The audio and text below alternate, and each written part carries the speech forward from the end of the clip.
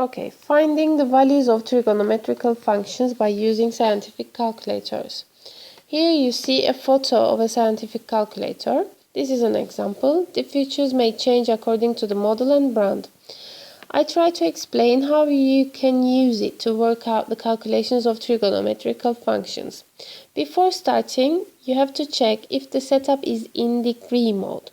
You have Shift button here and Mode Setup button here. And first press Shift, then press Mode Setup. Then you will see a list on your display. You will find the letters D, E, G, the word D, E, G, and there are numbers in front of those letters, and you will see 3. So I see 3, you may find another one. So which number you have, you're going to choose that one and press that number. So I press 3. Whenever you do that, you will have a capital letter D on top of your display somewhere here. You must see that. Then everything is okay. Now you can start to find the values of the trigonometrical functions given in the exercise. Then the first one is sine 45 degrees. We are going to find it as exact values. So sine 45, so press sine. Sine is here. You have a button directly written sine on it. So whenever you press that one, sine and the bracket opens, and those are the brackets. You're going to use them. And press 45. 4 and 5 makes 45. Close the bracket by using your bracket buttons and press equals. Here we have the equal sign, and I see the exact value on my display, which is square root of 2 over 2. If you want to change it into a decimal number, you can also do that by a single button. This is very practical. I want to introduce you this one. So this is ST button, so it's something like that. Okay, whenever you press this button, you will have the decimal numbers, and it is, I'm going to do that, 0.7071067812. Okay, the question wants the exact value, so this is my answer, but I would like to introduce you that button also. This is very practical. So I clean this number not to make any confusions with the answer. Now everybody knows ST button, so we are okay. Go to the second question. It is cosine of 160.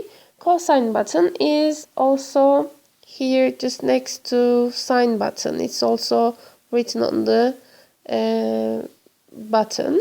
So press cos, again bracket opens, you write 160, close the bracket, press equal sign, and I have negative 0.93969262208.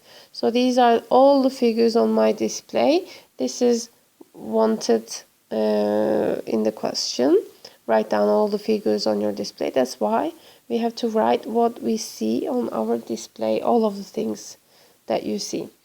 The third one is tan 70 degrees. Tan is next to cosine, so press tan, again bracket opens, press 70, make 70. Okay, close the bracket and press equals, and I see 2.7474777419. These are the all the numbers I see on my display, but the answer must be correct to 3 significant figures. That's why I'm going to do rounding. So 3 significant figures, I'm going to cut it between 4 and 7. I count from the starting number 1, 2, 3, and then cut. Because this is 7 and this is bigger than 5, I round this number 1 up, so it's 2.75. Okay, in the fourth question we see A, B, C, and we have operations with sine, cosine, tangent. 3 sine 120 means 3 times sine 120. You can do it in two ways. Either you write what you see on your display, or you can also press times button between sine 120. You have to close the bracket, and there is 3 in front of it. You can put this times, or you cannot. If you like, you don't put it. It doesn't matter. Your answer is going to be, let's do it, as an exact value, I have 3 square root 3 over 2. Okay, in part B, I see cosine in a fraction. First of all, I have to press fraction button. Fraction button is here. This is a fraction button. Whenever you press that one, you will have this on your display. Then you have cosine 65. When you start to write cos 65 like that, close the bracket, you write it on top. How you write 0.2 in the denominator? You move with the arrows. So there are arrows here, to the right, upwards, to the left, downwards. So I want to move downwards, so I press downwards once and write 0.2 here.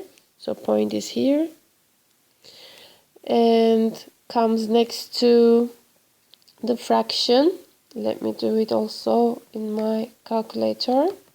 Close the bracket, so 0.2, and move with the arrow button to the right and come next to this fraction line and press equal. Then I see my numbers 2.1130911309, and the answer must be correct to 2 decimal places. 1, 2, cut it from here. We count after the decimal point when we have decimal places. So the answer is 2.11. Okay, and in the last one, I see 1 over 2 times tangent 320. So, by the way, you can clean your display each time by this or by AC button. So I forgot to warn you before. So you can do it now also. Let's clean our display before starting a new one. So 1 over 2 can be written by fraction. So press fraction, then write 1 over 2. And next to it, I'm not going to put times between those. Just write tan, press tan button, open the bracket, 320, close the bracket. Okay, also between 1, 2 and tangent, you move with the arrows. And that makes you to write what you see in the question to your display.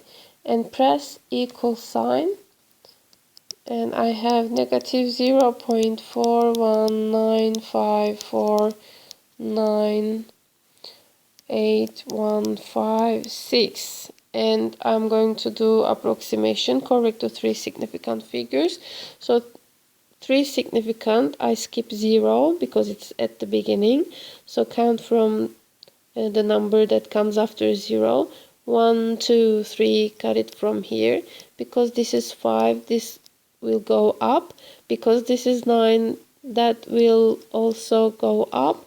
and my rounded answer is -0.420.